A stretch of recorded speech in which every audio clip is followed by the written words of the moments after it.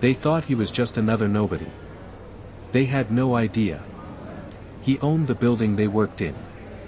Have you ever walked into a place and realized, you're not supposed to exist there? Not because of who you are, but because of what they think you are. That was today. Marcus Langston, 52 years old, a name nobody in this lobby would recognize, a presence they chose not to see. Funny thing, this wasn't just any hotel. It was his hotel, one of the crown jewels of Langston Hospitality, built from nothing, brick by bloody brick. Marcus stood at the front desk of the Orville Grand, a five-star fortress of glass and gold where a single night could cost more than a month's paycheck. And yet here he was, ignored, dismissed. Like he didn't belong. The clerk behind the counter didn't even look up, not once. A young man, maybe mid-20s, with a crisp uniform and an even crisper attitude. Scrolling on his phone like Marcus was part of the carpet. Next to him, a woman, Kelsey, if the name tag was to be believed, leaned lazily on the counter, snapping her gum. Throwing side eyes like they were confetti. Marcus waited. He cleared his throat. Nothing. He tapped the edge of the marble counter once, politely. Still nothing. Finally. Without even lifting her head, Kelsey muttered, "You lost or something?" "No, welcome, no, how can I help you?" Just that, an accusation wrapped in apathy. Marcus smiled. The kind of smile you wear when you've been through worse and live to buy the building. "Reservation under Marcus Langston," he said calmly. Kelsey finally glanced up. And the moment her eyes met his dark skin, her lips curled into something dangerously close to a sneer. She turned to the computer, pecking at the keyboard like it personally offended her. Long seconds dragged by. "Nope," she said with a shrug. "Nothing here." Marcus arched an eyebrow. "You checked carefully?" She gave a one-shoulder shrug, didn't even pretend to try again. "Maybe you're at the wrong location," she said, voice dripping condescension. Wrong location. In his own hotel. Marcus felt the familiar burn behind his ribs, the one he'd learned long ago to tame. Not today, not yet. Instead, he pulled out his phone. The reservation confirmation gleamed on the screen. "Booked 2 weeks ago," he said, voice even. "Confirmation number's right here." Kelsey barely glanced at it. "Yeah, the system's down sometimes. Happens. Maybe try another property." Another property. Marcus kept smiling. Inside. Something ancient and heavy uncurled itself, not rage, not yet, but memory, the memory of every time someone told him where he didn't belong. He inhaled slowly, carefully. Because today wasn't about memory. Today was about proof. Marcus didn't argue, didn't raise his voice, didn't demand to see the manager like some aggrieved tourist. He just stood there. One hand casually resting on the marble counter, the other still holding the confirmation email up for no one to see. Kelsey had already turned back to her phone, scrolling mindlessly. Laughing at something on the screen that clearly mattered more than the man standing 5 feet away. The young male clerk next to her, Dylan, his name tag read, whispered something under his breath. Kelsey snorted a laugh, loud and careless. It wasn't hard to guess what was so funny. Marcus could feel the stares now, the ones that slid across his skin like cold needles. A businessman in a rumpled jacket crossed the lobby. A couple in designer luggage gear, sipping espresso with one eye on him. They all saw it, a black man at the front desk, alone, being handled. Handled. Marcus smiled, just a flicker at the corner of his mouth. It was always amazing how quickly a room could decide what you were worth. Another guest approached the counter, an older white woman, dripping in jewelry. Without hesitation, Dylan abandoned the screen he had been checking for Marcus' reservation and beamed at her. "Good morning, ma'am. Welcome to the Orville Grand. How can I assist you today?" Voice syrup sweet, posture straight, smile ready. Marcus watched the transaction unfold, smooth and flawless. No lost reservations there, no glitches. He glanced back at Kelsey, still no movement, still pretending he didn't exist. He tapped the counter again, softly, not out of frustration, but discipline. Each tap a metronome counting down the seconds to their reckoning. "Could you check one more time?" His voice was calm, dead calm. Kelsey exhaled hard through her nose. A martyr sigh if there ever was one.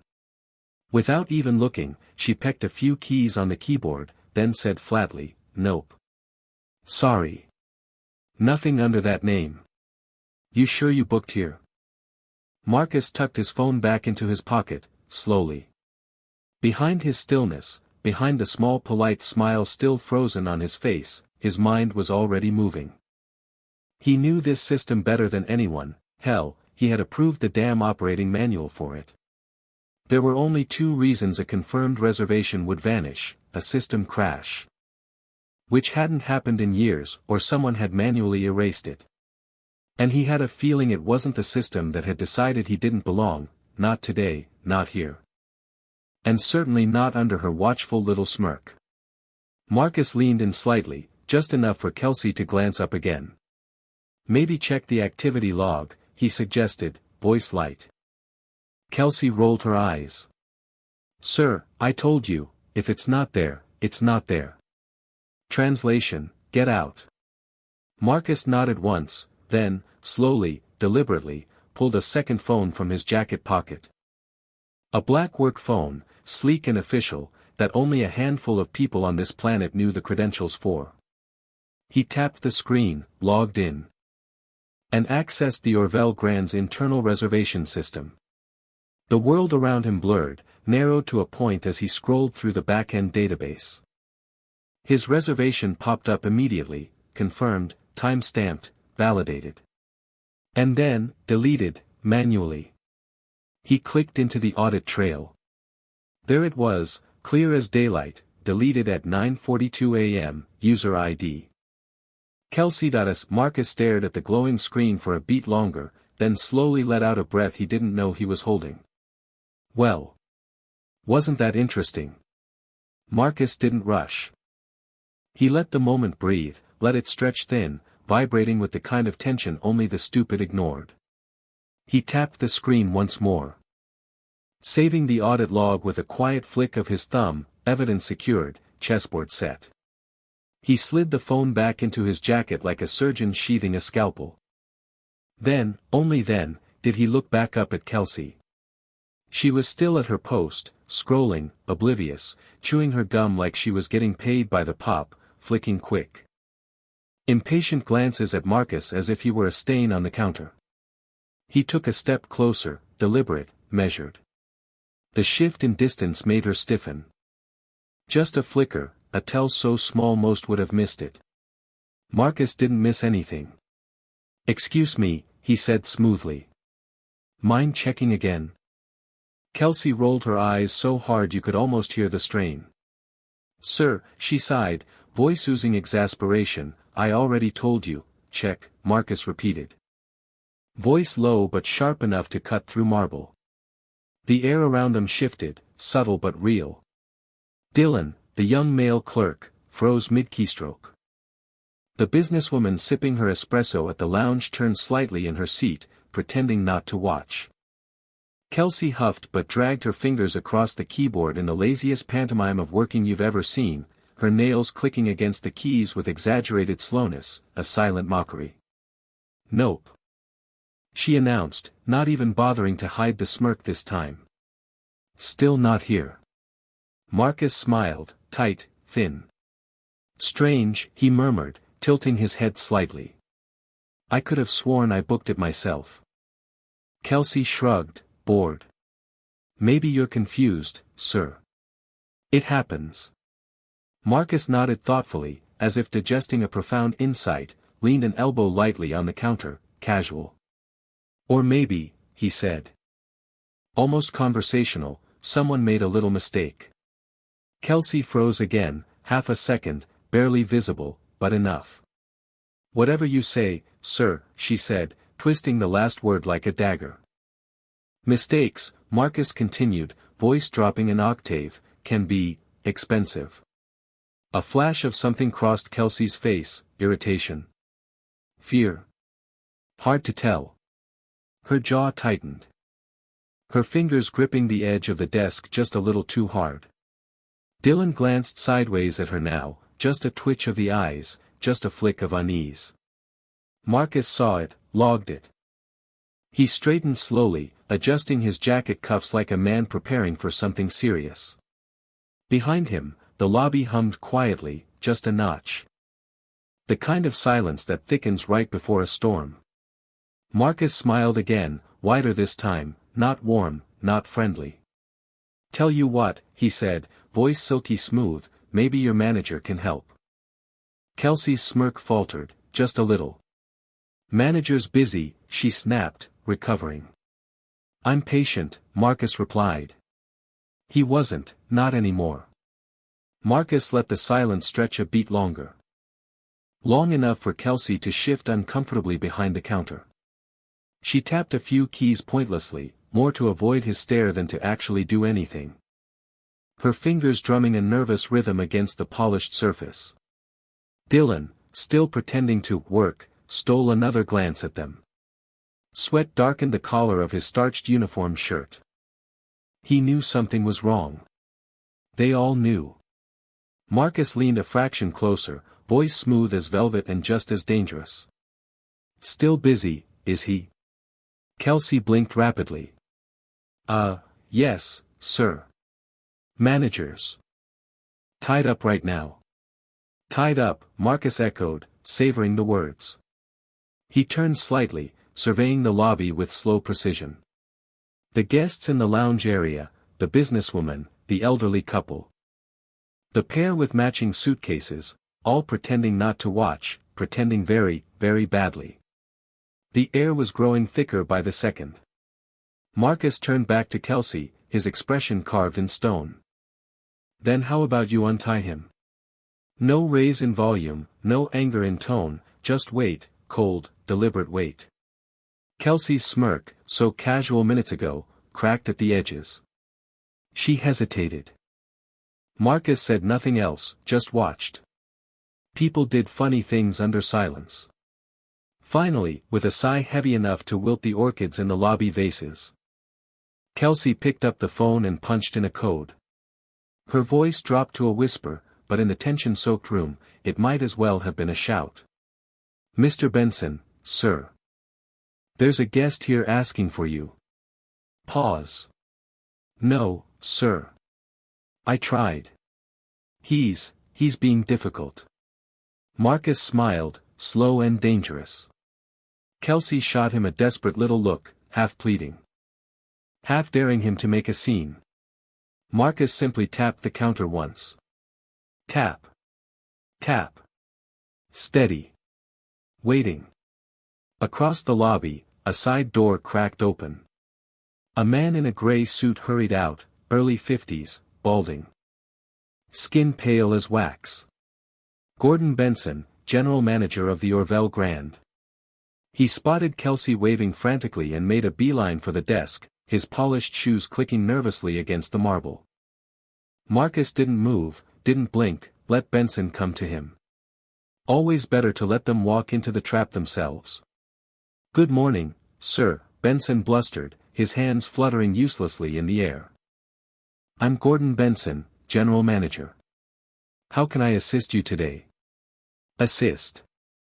Interesting word. Marcus folded his hands neatly on the counter. I was told there was no reservation under my name. He said calmly. Benson blinked rapidly. I'm sure it's just a mix-up, he said, already sweating. It happens. Sometimes. Marcus tilted his head slightly. Does it? Not a question. A scalpel. Behind Benson, Kelsey was practically vibrating with nerves, chewing the inside of her cheek, eyes darting between Marcus and the manager like a cornered animal. Marcus slid his second phone from his pocket again, smooth and slow, like unsheathing a sword in slow motion. He tapped the screen twice, then turned it outward, toward Benson. Audit log. Reservation confirmation. The user ID is attached to the deletion. Clear. Unforgiving. Benson paled even further. Maybe, Marcus said softly, you should ask your staff how a confirmed reservation disappears. Benson stared at the screen like it had personally betrayed him. The numbers, the timestamp, the user ID, all undeniable, all damning. He opened his mouth, closed it again. Across the lobby, the atmosphere shifted, the lounge guests, the business traveler, even the bellhops, all caught it, the scent of blood in the water. Marcus didn't move, didn't gloat, didn't need to. He simply tapped the phone again, as casually as breathing. Looks like Kelsey here made a judgment call. He let the words hang, heavy and merciless. Kelsey stiffened like she'd been slapped. Sir, she started, her voice cracking. Marcus didn't even glance at her, didn't dignify her panic with acknowledgement. His gaze stayed locked on Benson, pinning him in place like a butterfly to glass. What's the policy here, Gordon? Marcus asked, voice velvet steel. Is it standard practice to erase confirmed reservations based on appearance? Benson stammered. No, sir, absolutely not. This is a misunderstanding. Marcus tilted his head, just a fraction. Is it? Again, not a question, an execution. Benson swallowed audibly. Let me correct this right away, sir. We'll get you the best suite, complimentary, full apologies. Marcus smiled, not nice, not polite. The smile you gave right before you pulled the trigger. I'm not here for free rooms, Gordon. The lobby was frozen now, the whispering stopped. And every movement slowed to the rhythm of anticipation. I'm here, Marcus continued quietly, to see how deep the rot goes. Benson paled further, if possible. Kelsey looked like she wanted the floor to open and swallow her whole. Marcus stepped back from the counter, smooth and slow, as if giving them room to choke on their own fear. He adjusted his cuffs. Straightened his jacket, each motion deliberate, controlled, broadcasting one message, I own this place, you just don't know it yet. He turned his head slightly. Surveying the lobby again, the staff behind the counters, the bellhops frozen mid-step, the guests pretending to sip coffee but barely breathing, all witnesses now, exactly as he intended. Marcus turned back to Benson, voice still low, still deadly calm. Gather your staff, Gordon. Right here. Right now. Benson flinched. Yes, sir. Every last one of them. Marcus's eyes flicked sideways to Kelsey. Starting with her. The quiet was shattered into nervous motion. Benson stammered into his radio, Kelsey stiff-legged with terror. Dylan backing slowly into the shadows. Marcus folded his arms, waiting, watching. Because justice? It tasted sweeter when you made them walk themselves to the gallows. The lobby buzzed into chaotic motion. Staff spilled out from side doors, hallways, and service elevators, summoned by Benson's urgent radio call. Bellhops, front desk clerks. Concierges in stiff uniforms, all lined up awkwardly near the reception desk, confused, whispering. Guests craned their necks to watch, pretending to check their phones, their watches. But nobody was leaving. Something was happening, something big.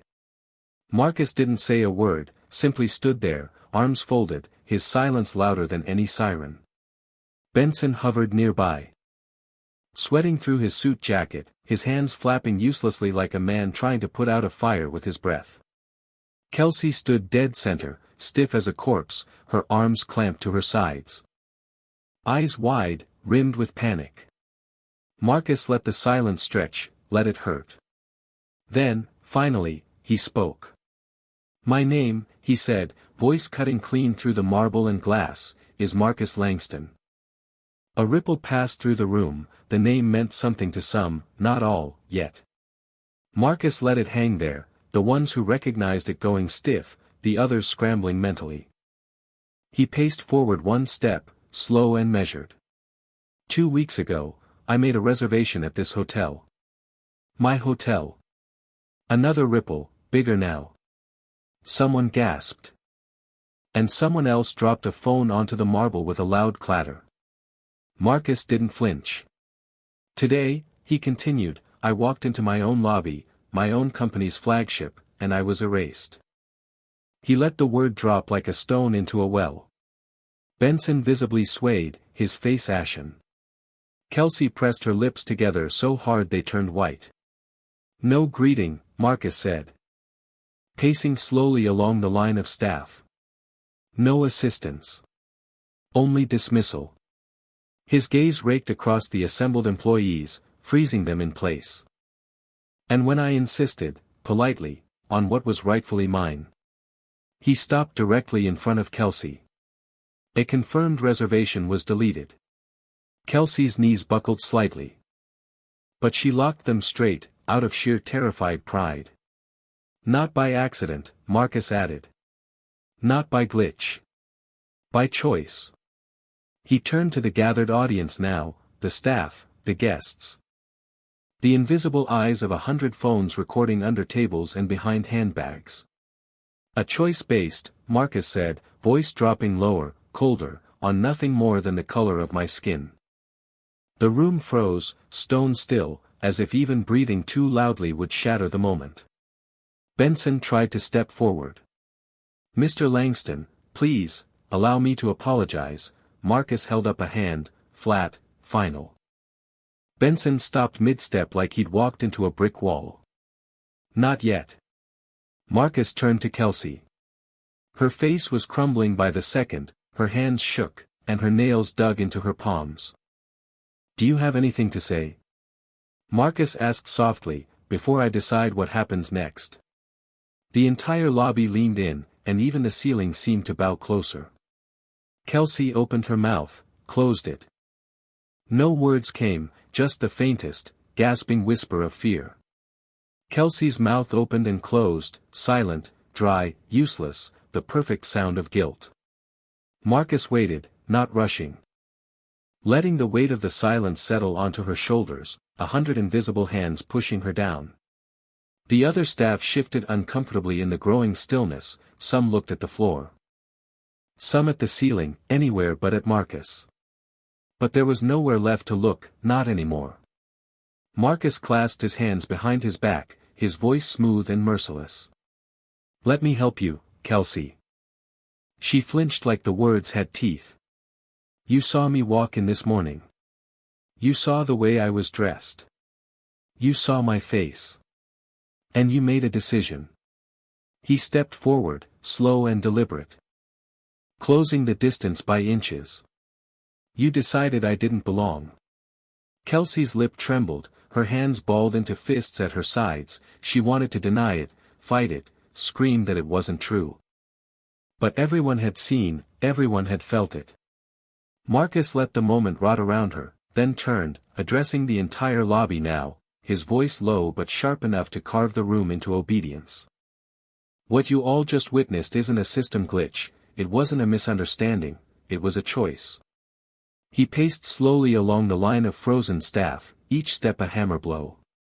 A choice to erase me. A choice to silence me. A choice to tell me, without saying a word, that I was not welcome in my own empire. The lobby had gone corpse still now, not even the air conditioning dared hum. Marcus stopped in front of Gordon Benson, the manager's face a portrait of dread, sweat glistened on his forehead like guilty diamonds. Mr. Benson, Marcus said lightly. You've been in charge of this property for how long? Benson swallowed audibly. F5 years, sir. Marcus nodded thoughtfully, as if considering the lifespan of something that needed euthanizing. And in those 5 years, how many complaints about discriminatory service have crossed your desk? Benson paled, his mouth worked for a moment, silent, desperate.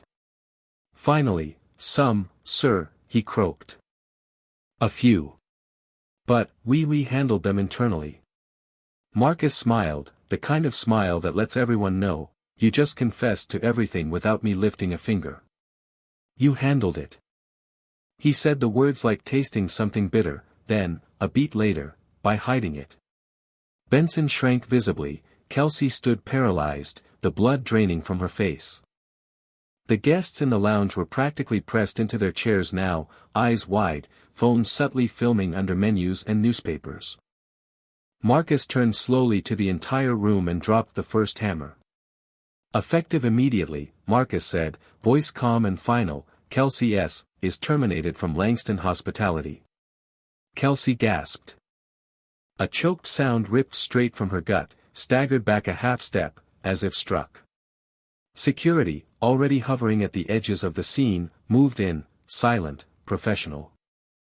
Marcus didn't even look at her again, she didn't exist anymore. The security guards escorted Kelsey away, their steps quiet against the marble, her heels scraping, resisting. No one looked at her. No one spoke. Kelsey was already a ghost. Marcus didn't turn, didn't spare her a glance. He was already facing Gordon Benson, already moving to the next fracture line. Now, Marcus said softly. Let's talk about leadership. Benson's lips moved like he was trying to summon words, but all that came out was a faint croak. Yes sir, please, you allowed this, Marcus cut in. His voice slicing clean. You didn't create it, you didn't start it, but you let it grow. A bead of sweat slid from Benson's temple down his cheek, and the staff behind him shuffled. Suddenly very interested in their shoes. You ignored complaints, Marcus continued. You ignored customers, you ignored decency. Each line delivered without a rise in volume, each word a verdict. Marcus stepped closer, close enough that Benson had to tilt his chin up to meet his gaze, but Benson didn't, he couldn't, he stared somewhere near Marcus's tie. Anywhere but the eyes that were stripping him bare. 5 years, Marcus said, almost conversational. 5 years of rot under your nose. Either you were incompetent. A pause. Sharpened by the absolute silence of the lobby. Or you didn't care. Another pause, he let the words cut into the marrow. Tell me, Gordon. Which one are you? Benson stammered something. Half a denial, half a plea, nobody heard it, nobody cared. The crowd was locked onto Marcus now, waiting, breathless. Marcus leaned slightly closer. Voice dropping to a razor whisper only Benson could hear. Either way, he said, you're done. Benson sagged visibly, like a string puppet with the strings cut. As security will escort you off property, Marcus said loud enough for the room to hear. And right on cue, 2 more guards appeared, moving with professional, almost ceremonial precision. Benson's mouth opened again, but Marcus simply turned away, dismissing him, like the man weren't worth even wasting words on. The guards closed in, one touched Benson lightly on the elbow. And Benson flinched, his composure cracking completely. He shuffled off, his shoes whispering against the marble, shoulders hunched, eyes blank. As he passed the assembled staff, none of them moved. None offered a hand, none offered a word. Justice wasn't just served, it was broadcast. Marcus watched Benson vanish through the service corridor, no drama, no applause, just a silent erasure. Exactly what he deserved. Marcus turned back to the gathered staff, the line of clerks, bellhops, concierges, every one of them rigid, white-knuckled, holding their breath. The guests weren't even pretending to look away anymore, phones in hands, eyes wide, witnesses. Good, they needed to see this. Marcus stepped forward, his shoes whispering against the marble. Every step measured like a countdown. For the rest of you, he said, voice low but carrying across the lobby like a gunshot, things are about to change. A ripple of unease moved through the line. And Marcus let it build. Effective immediately, he continued, the Orville Grand will shut down for a full internal audit. Gasps, actual gasps, the words hit like a thrown brick. The staff shifted. Murmured, glanced at each other, at the doors, at the ceiling, as if the building itself might collapse. Marcus's eyes stayed cold. Every complaint, every guest experience, every employee interaction will be reviewed, line by line, name by name. A few employees flinched like they'd been struck. Behind him, a manager from housekeeping tried to discreetly back toward the service hallway. Marcus caught the movement without even turning. "Stay," he said simply. The woman froze mid-step. Color drained from her face. Marcus paced slowly along the line. "If you have nothing to hide," he said, voice almost gentle, "you have nothing to fear. If you do." He let the sentence dangle. Unfinished, unforgiving.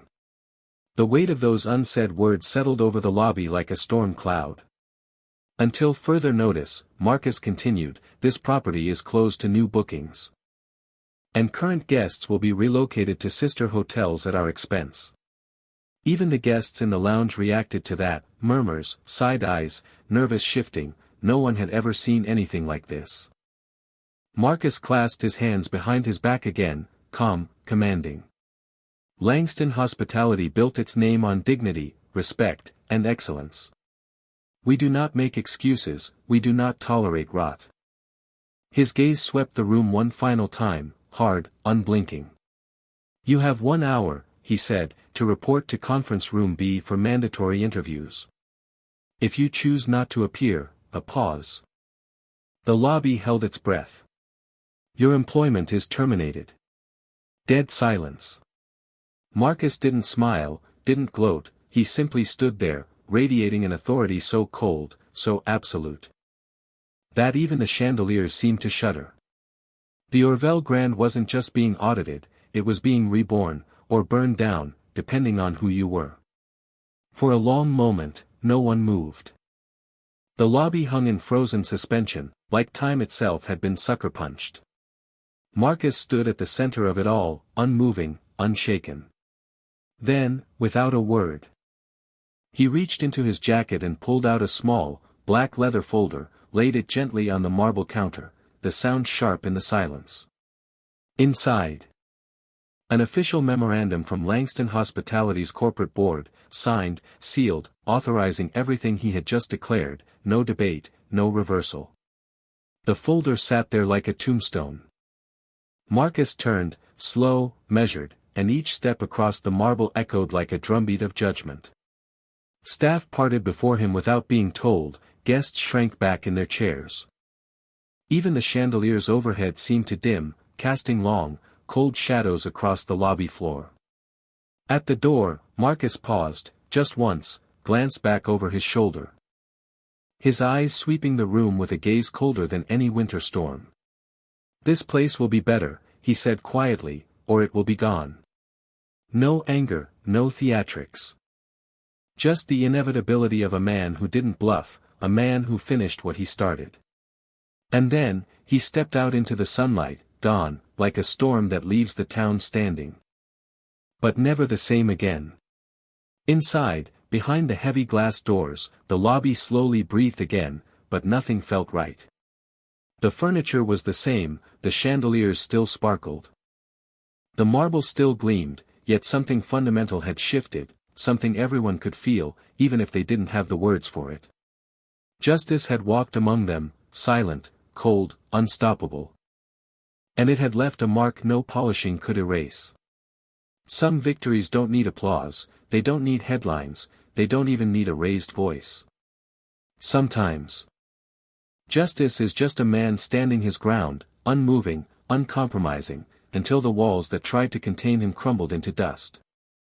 Marcus Langston didn't come for revenge. He came to reclaim what was his, and in doing so, he reminded every witness, true power isn't loud, it's quiet, precise, and inevitable. Respect isn't something you hand out based on appearances. It's something you owe to everyone, or to no one at all. And when the system forgets that, there are still people like Marcus, willing to walk into the fire, and leave with the ashes. If this story moved you, if you believe justice should never whisper, it should echo, subscribe to Story Precious. Because of the fight for dignity. It never ends, and neither will the stories we tell.